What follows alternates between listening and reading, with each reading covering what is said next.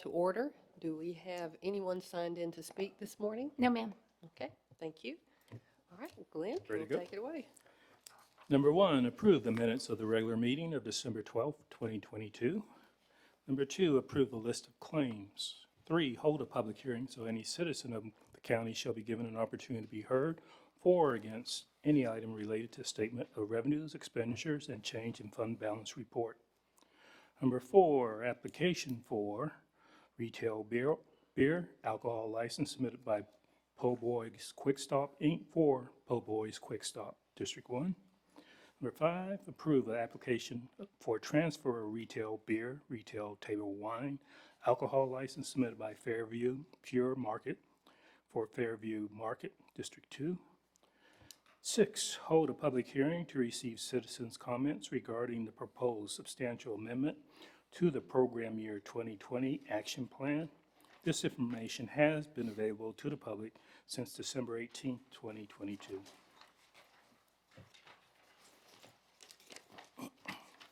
Number 7, adopt a substantial amendment to the program year 2020 action plan following the comment period and public hearing. Number 8, authorize local amendment to the program year 2020 Alabama Department of Economic and Community Affairs Community Development Block Grant Coronavirus budget to reallocate $11,529 funds from engineering/architectural to construction for the Grand Bay Walking Trail.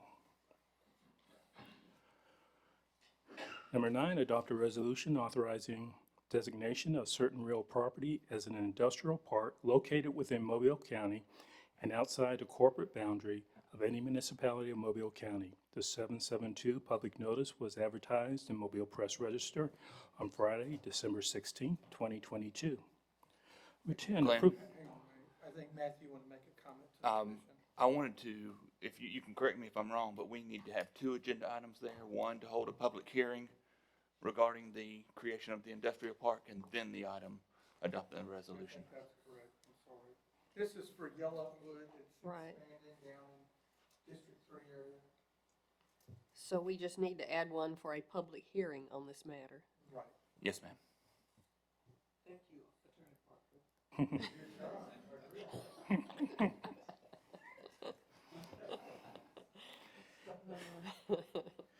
Keep it straight. Okay.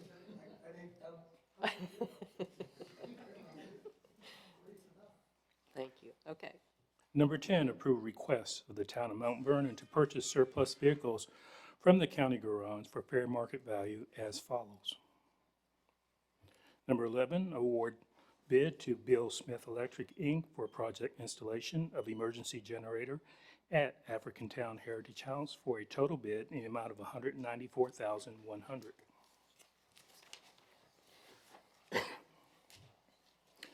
Number 12, authorize advertising and receiving bids for Revenue Commission teller window. No bids were received. Number 13, authorize advertising and receiving bids for Government Plaza 10th floor duct cleaning.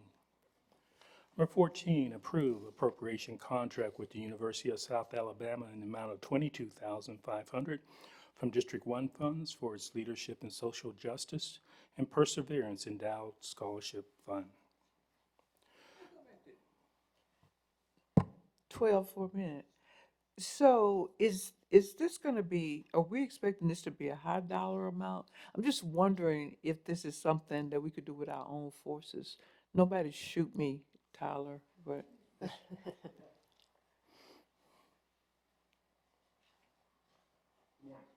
Good morning. Morning.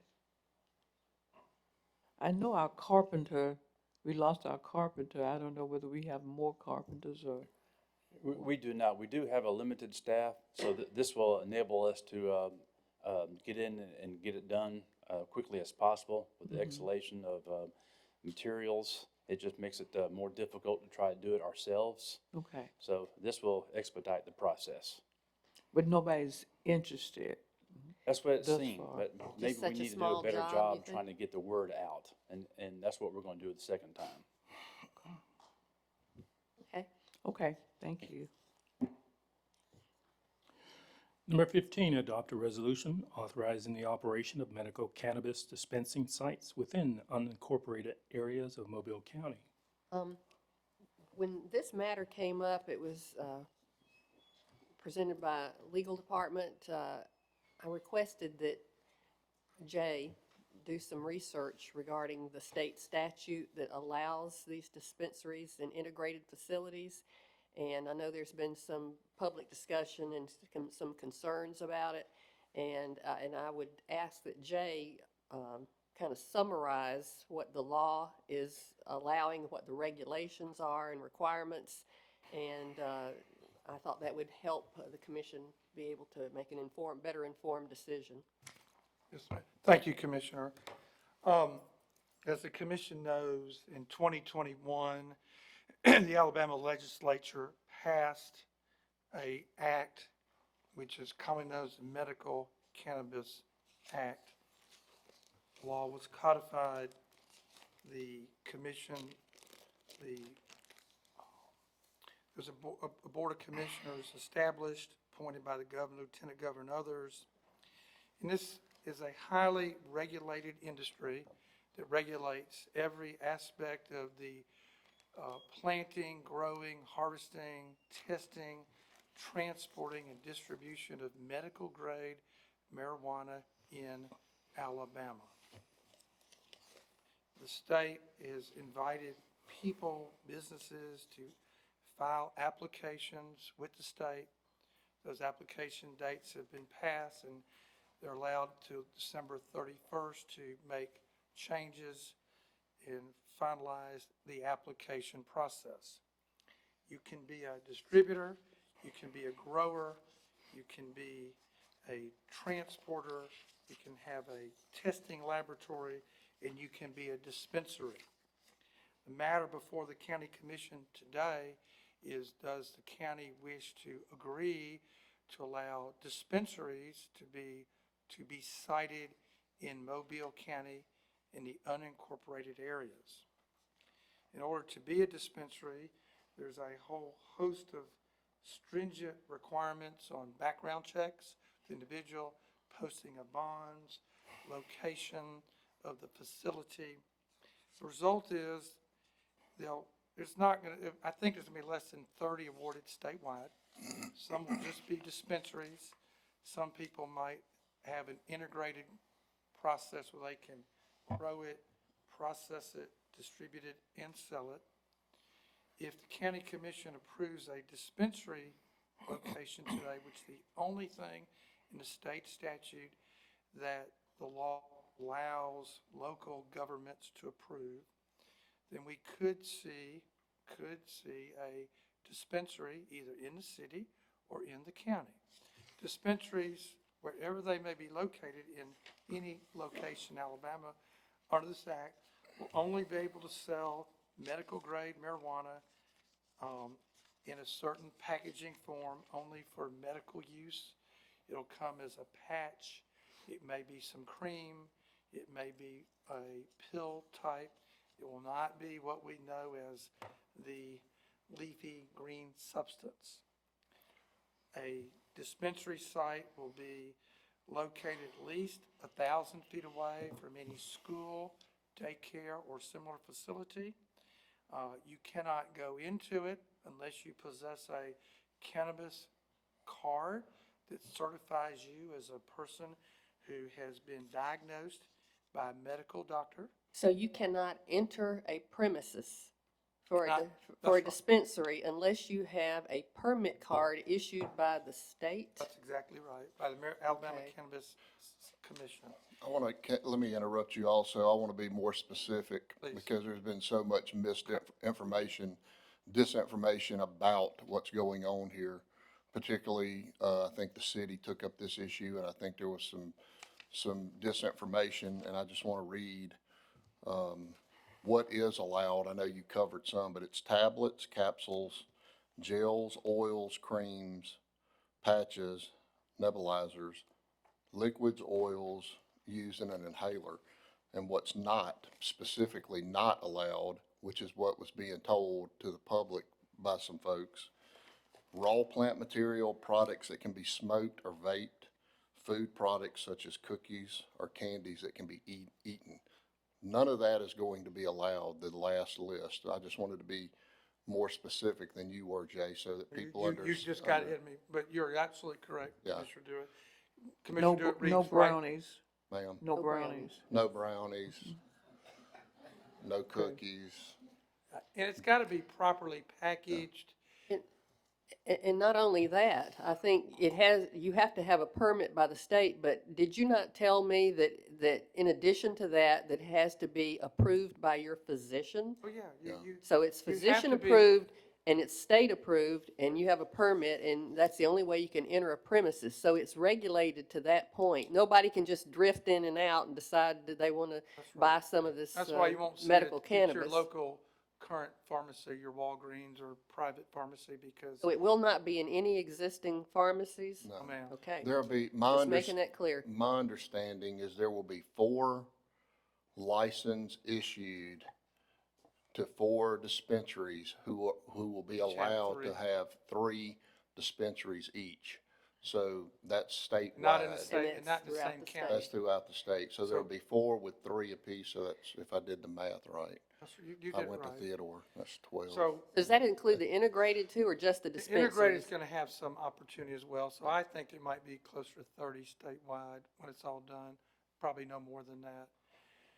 So, but, you know, so to go, you have to go to the doctor, you have to meet, the doctor has to be certified and take a curriculum by the Cannabis Commission to be able to prescribe different types of medication.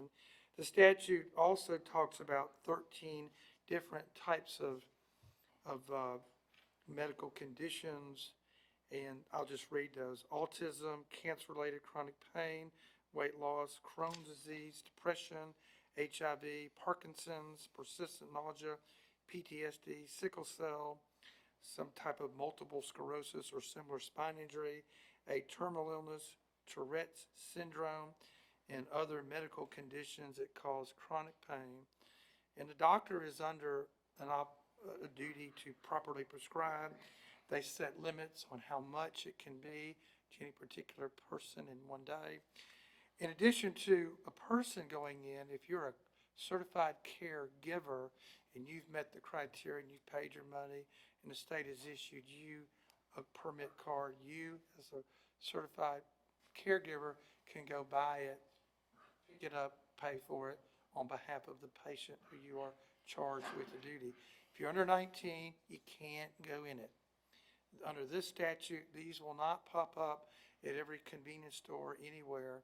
It's very regulated and, you know, it's got to have its own security, cameras, panic video recordings for 60 days. There's a lot to it to prevent theft.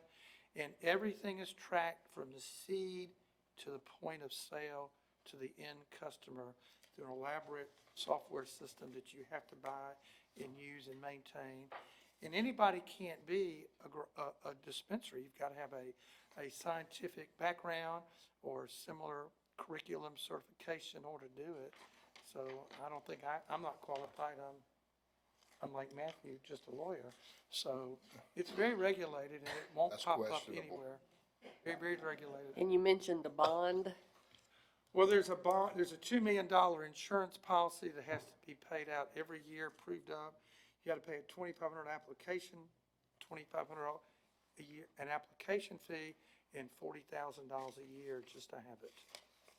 And it can be revoked. There's civil and criminal penalties if you violate it. The other part of the statute, which I think is interesting, the Alabama legislature, when it passed this, said,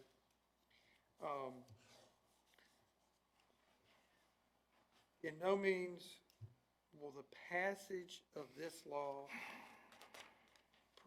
ever lead to the recreational use of medical marijuana as the same as strictly forbidden, consistent with other Alabama statutes. So we've heard some say that this will open the floodgates to other forms of medical. That, who knows what the legislature will do, but this legislation does not allow that. Well, it's regulated like any other prescription drug, Very much so, basically. highly regulated. You know, I just want to add that, I mean, the reason I support this is simple. It's coming, the state has passed a law. We have people who live in our community who will benefit from these drugs. And I see no need in causing someone who lives in Mobile County to have to drive to Montgomery or Clark County or even Baldwin County to get a prescription drug that they need for a health benefit. And so if we have an opportunity to have the dispensaries closer for our citizens to be able to obtain that, then I want to do whatever we can do to make that happen.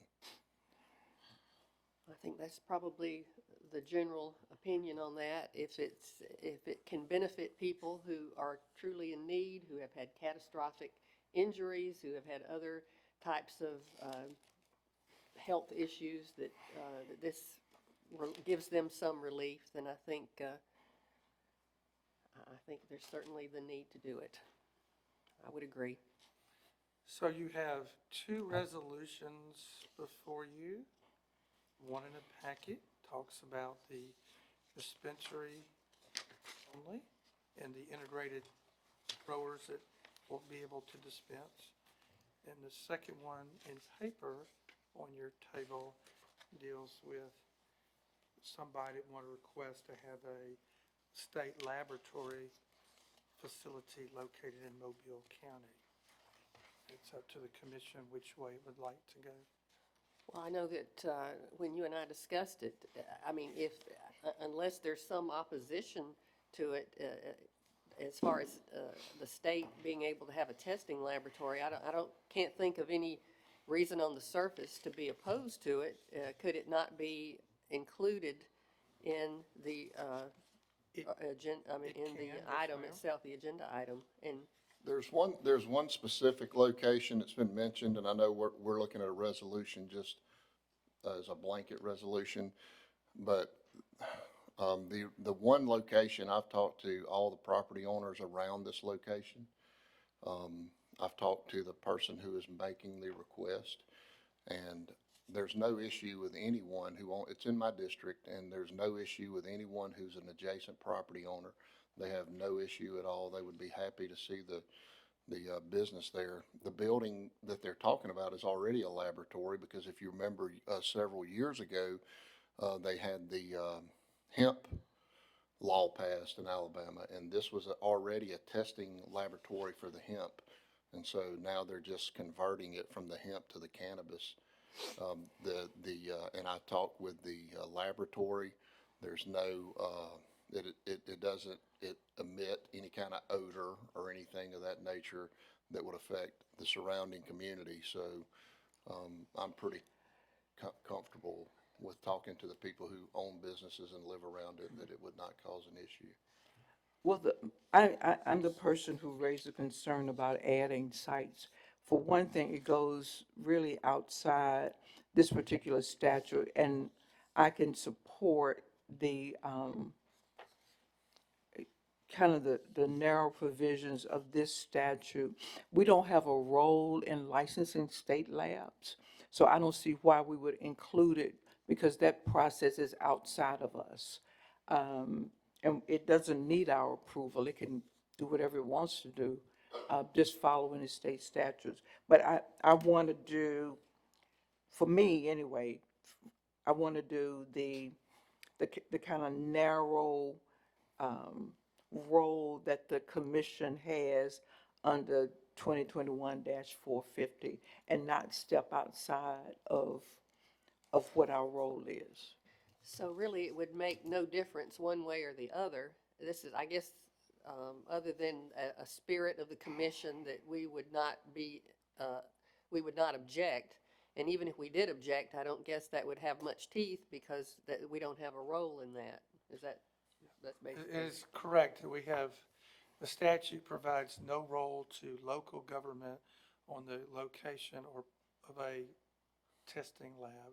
I will say there's only 7 applications submitted for state testing labs statewide for this situation.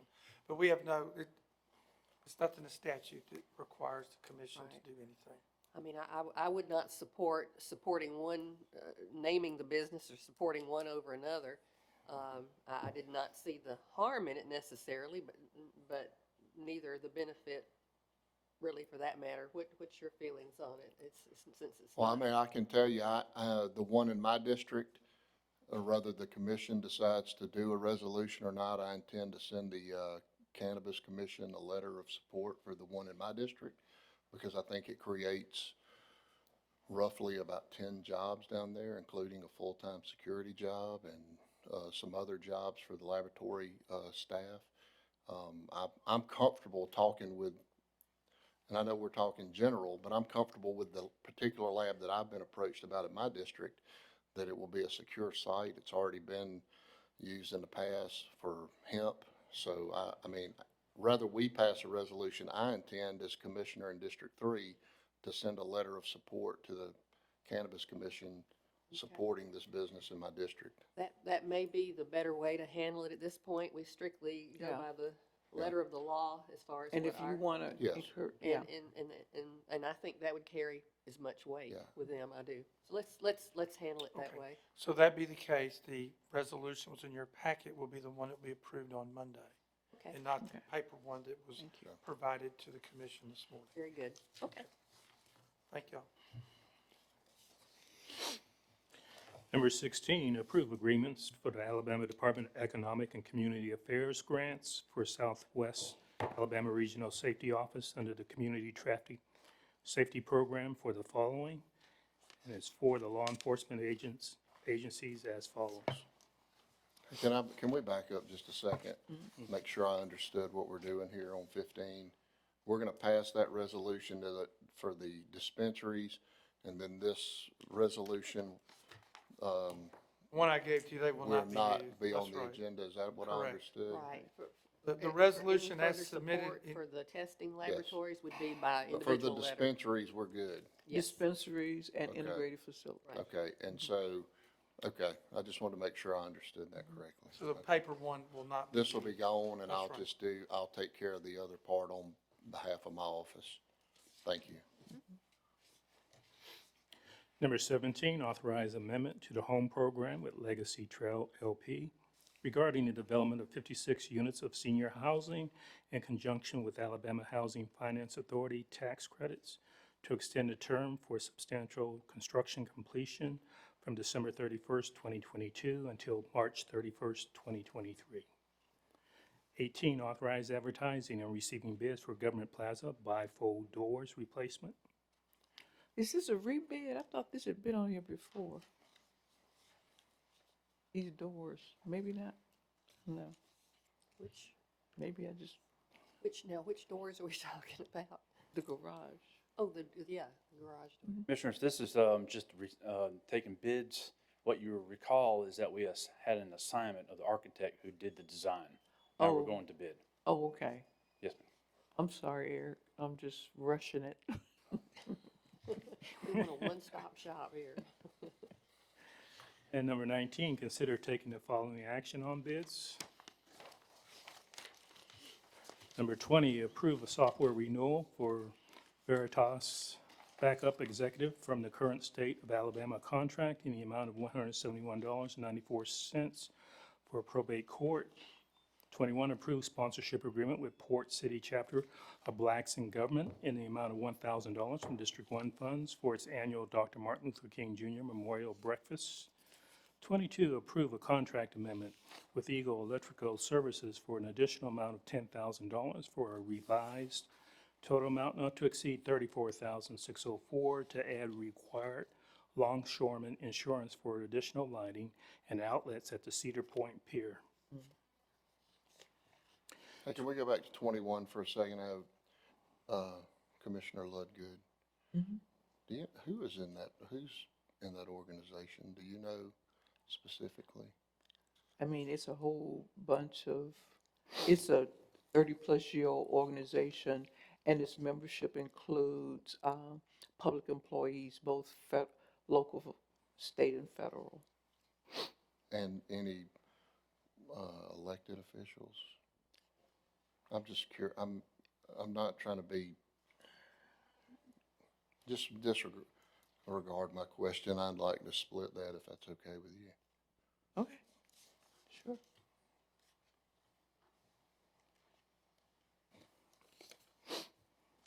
Thank you. 23, approve an appointment of Gordon Bauer, Grants Department, as replacement for Philip Davenport on the Emergency Food and Shelter Program Local Board. 24, approve Mobile County's Commission Letter of Support of MediaCom Grants application to the Alabama Department of Economic and Community Affairs, Alabama Broadband Accessibility Fund for 2 broadband projects in the county. 25, authorize submittal letter to the Federal Emergency Management Agency, Emergency Management Institute, requesting that Mobile County be considered to receive a community-specific integrated emergency management course. What's that? You say, what is that?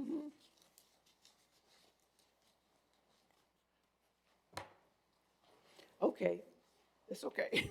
We'll figure it I'll get that information to you. out. All right, thank you.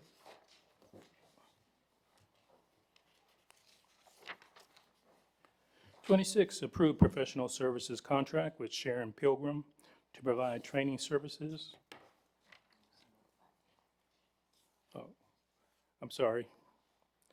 The prior agenda item, number 25, that was submitted by Eddie Kerr. It has to do with FEMA.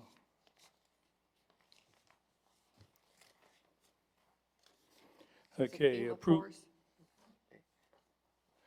excuse me, It's 25. just a training program that they put on. And they would bring it here, and we wouldn't have to go anywhere, I guess. I don't have the specifics on here, but I'll Okay. find that out. Okay. 26, approve a professional services contract with Sharon Pilgrim to provide training services as a court reporter in the amount of $3,000 per month for a total of $33,000 to be paid from the detention subsidy funds for James T. Strickland Youth Center. So is it a professional services contract, or are we gonna name a supernumerary? Because I saw, somebody said supernumerary. Jeff?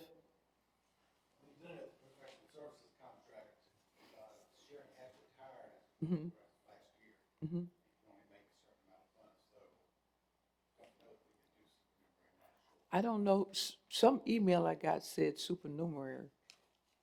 You didn't say that? That wasn't you? Okay. This is just an extension of her, the youth center had already, this is just an extension on the contract that we approved last year, correct? Okay. Is there a court reporter yet? Has a court reporter been hired? And so she's gonna train her for the next year? She's been training her for the past 6 months. She's trained. Her thing is just still needs additional help that Sharon provides in the courtroom. Okay. Okay. Thank you, Jeff. 27, approve industrial access project sponsorship agreement with Canford Southern Pine, Inc. to be the sponsor of the company's application for funding from Alabama Industrial Access Road and Bridge Corporation for road improvements related to Canford Southern Pine, Inc.'s construction of a new state-of-the-art sawmill located in North Mobile County, located off of Highway 43 at no cost to the county.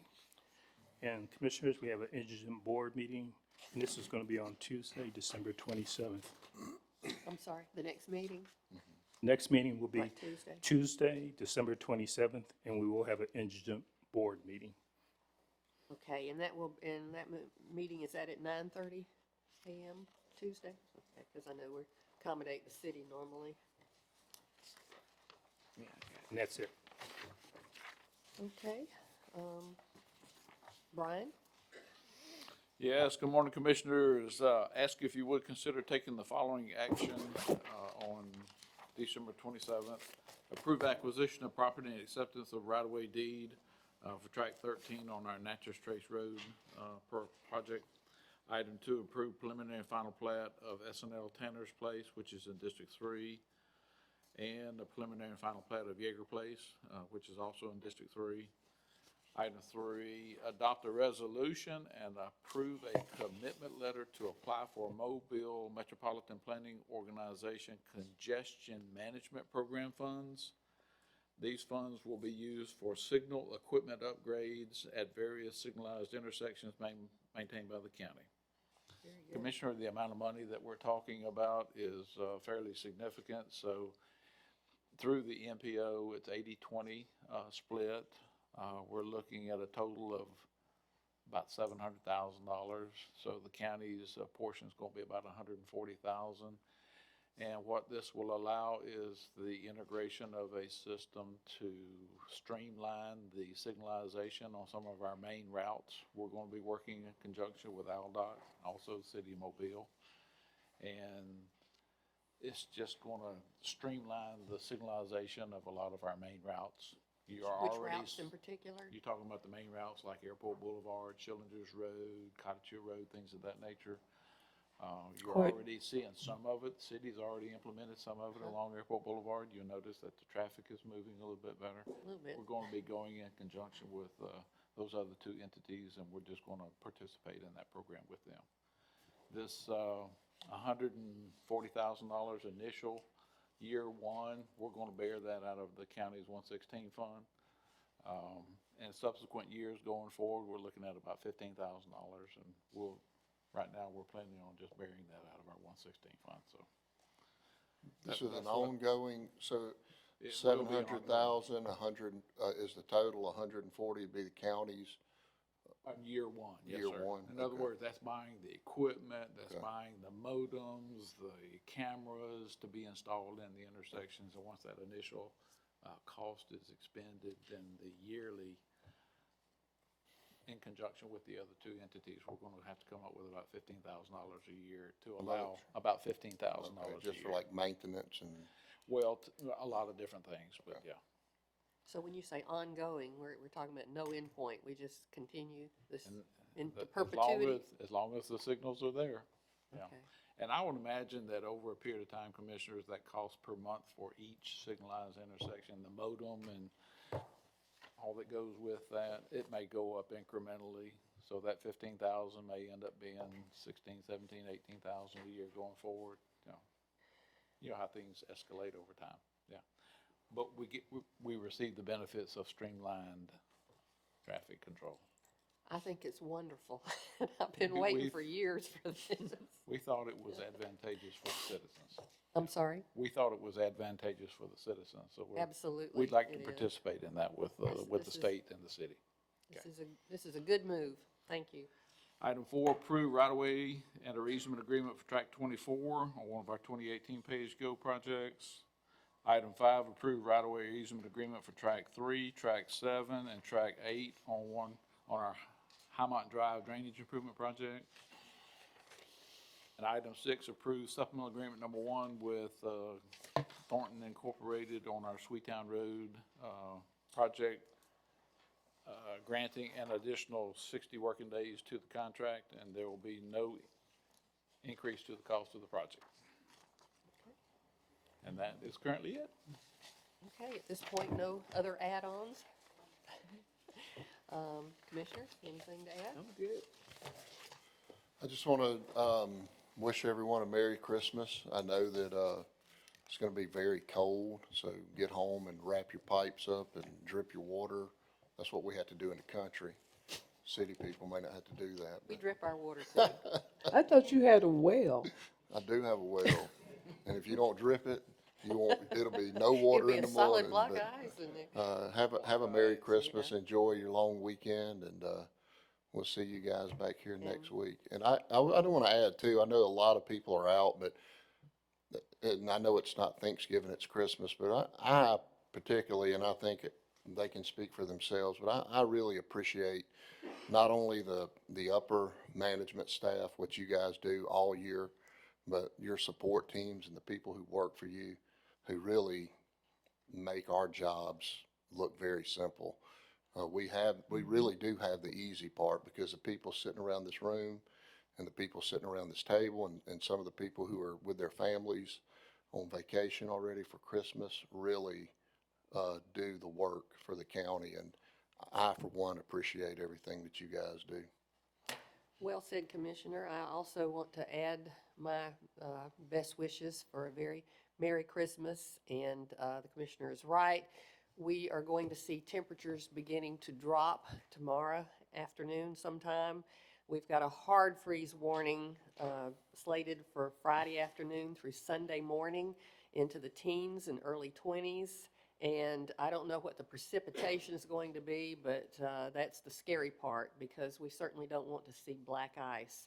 And I don't know if how we're, I guess, obviously, we've been through this rodeo before, so if, should there be any precipitation, the county will be monitoring some of the roads to make sure that, that we continue to try to keep them as safe as possible, and put out advisories to citizens as needed. And, this is a team effort always. You are absolutely right. No matter whether it's a holiday or not, when conditions require it, our staff is there. They do what they need to do, and they do a super, super job. We are proud of all of you. Thank you for all of your work. We have a new member of the county family and team, Melanie Helm. If you probably all met her. Stand up, Melanie. She is our new Human Resources Director. We're so happy to have you, and